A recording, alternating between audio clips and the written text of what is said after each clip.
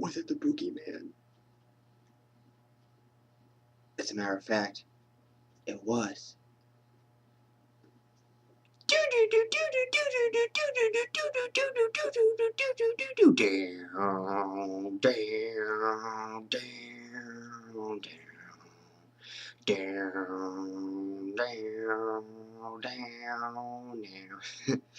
Okay, I'm not gonna sing that entire same song throughout this video, but excuse me. Anyway, everyone, this is Matthew once again, and today, yes, the new Halloween movie just came out today, which is yesterday, of course, but I'm gonna go see it tonight. But for right now, I think it's best I talk about the other Halloween movies. Mainly, I'm gonna review the original one, its sequel, and what's considered to be the black sheep of the series.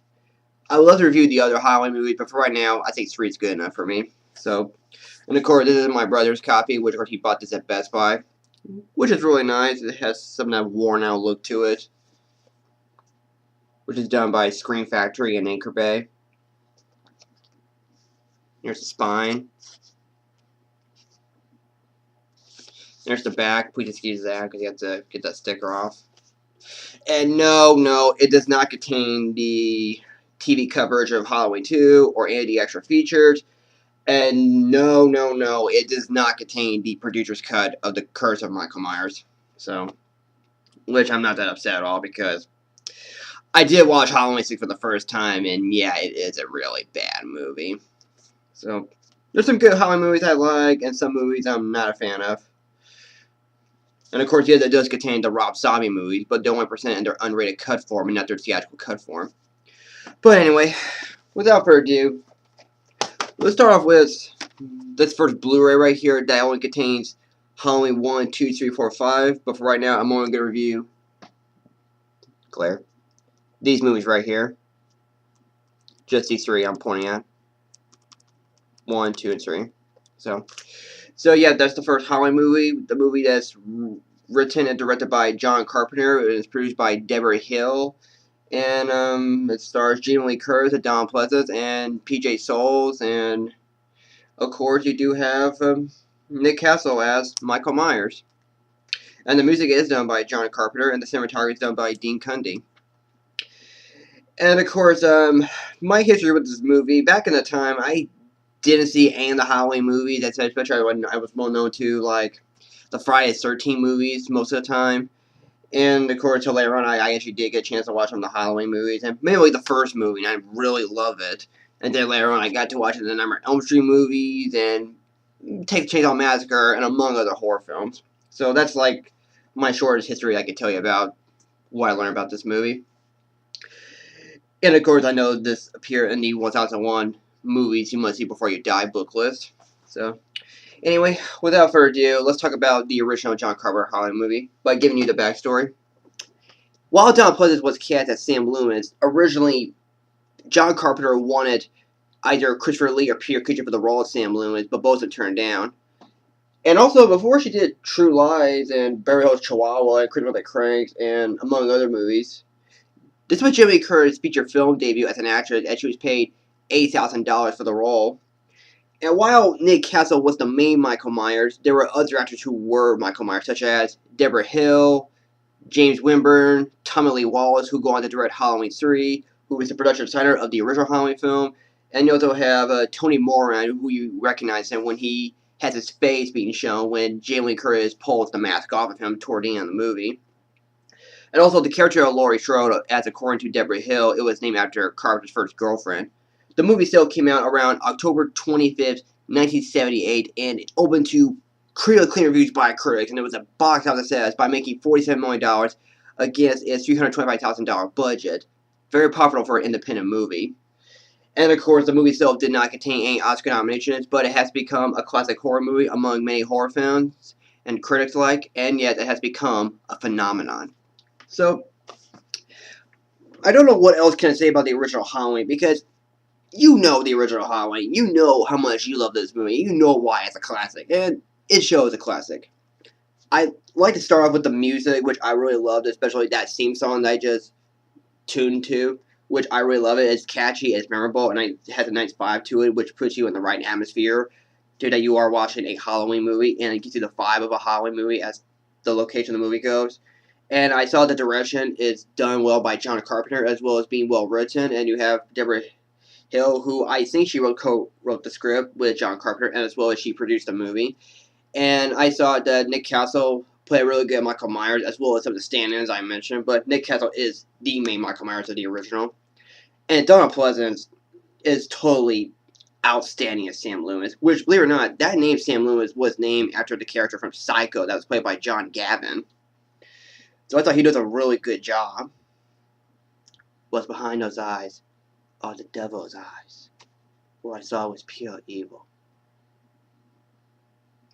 And I thought that Jamie Lee Curtis does a really good job for her feature film role as an actress, and really will go on to be a famous star, and will go on to write some children's books. So I thought she was really good as Laurie Strode for going from just being a girl next door type, and then becoming the BA hero she should be. And of course, yes, I know that I mentioned when I did my review of Friday the 13th that this movie actually was ripped off when Friday the 13th must have saw this movie and go like, yeah, let's make our own movie, except let's take place in an isolated camp environment, and let's have a killer be a woman and not a man who wears a mask. And have a girl next door type, which is Adrienne Keene. And I love Adrienne Keene. And I thought the story is very well told. It goes by at a really good pace. I never got bored by it, as it's only like 91 minutes long, so good amount of runtime. The movie, unlike Friday the 13th or other horror movies, sure, there's some blood in the movie, but it's not really a gore fest. It relies more on suspense. And I thought Carpenter was able to create an atmosphere. The way how he sets up the shots, as well as you have the great Dean Cundey, who is really good. But I don't know how to shoot this movie to look like film, so I really give props to Dean Cundey's great cinematography work. It's really well shot. And the movie itself has great strong visuals where it gives you the feel of a Halloween vibe. And it has some really good suspenseful moments and good jump scares. And yeah. And you don't need the blood of this movie. It doesn't need to be a bloodiest movie or the goriest movie of all time. It doesn't. Which is why Halloween separates from other horror movies that we're known today. Especially like the Friday the 13th movies. But if you want to talk about the goriest Halloween movie, just watch Rob Zombie's Halloween. That's even gorier than the original. And I don't hate Rob Zombie's Halloween, it's okay, but you can't beat the original. No, absolutely not. I guess the only thing I will say is, well, as the movie is well filmed and everything, the budget of the film is low, as it only costs like $225,000 to make. Because, well, you do see some of the leaves in the background, but all the grass you see is nothing but pure green. Because it just wasn't shot around October time whatsoever. So, but hey, for what it is, they did what they had to do to give you the feel of a Halloween vibe, especially if this actually does take place at autumn. But I could just let that go and just accept it for what it is, as we care more with the story, we care more with the characters, we get invested with Michael Myers and a bunch of other things, as well as the direction, the music. Everything I'm going to say about Halloween works. And it is a classic horror movie.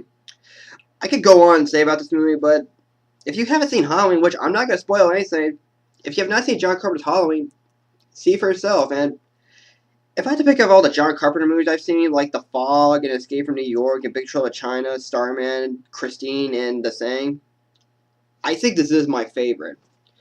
And if I need to give him my reasons why, well, not because of the budget is lower as opposed to some of the other John Carpenter movies that have a bigger budget.